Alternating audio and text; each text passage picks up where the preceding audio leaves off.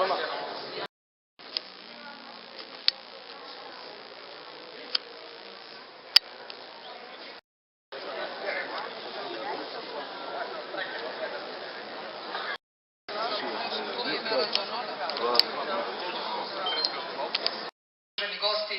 dragi prijatelji, dobroveče i dobrodošli na svečanu Svetosavsku akademiju.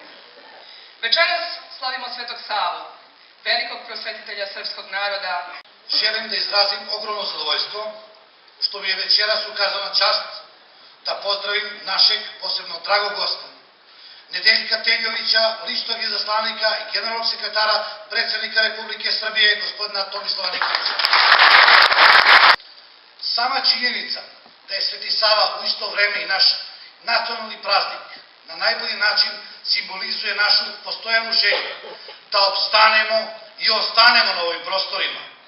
Sveti Sava je jedan od najznačajnijih ličnosti koje je srpski narod izrodio tokom svoje istorije i zasigurno zauzima prvo mesto u duhovnom i kulturnom životu srpskog naroda.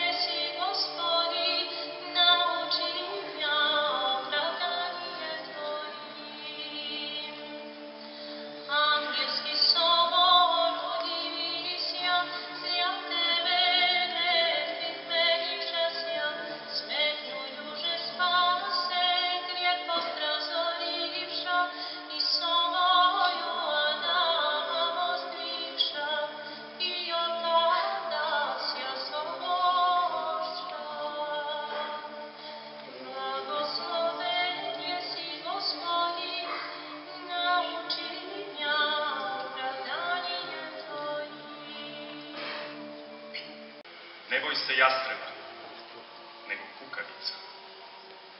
Ne boj se lažova, nego njine laži. Bog neka te spase, tvojih spasilaca na svakome uglu ima ih po jedan.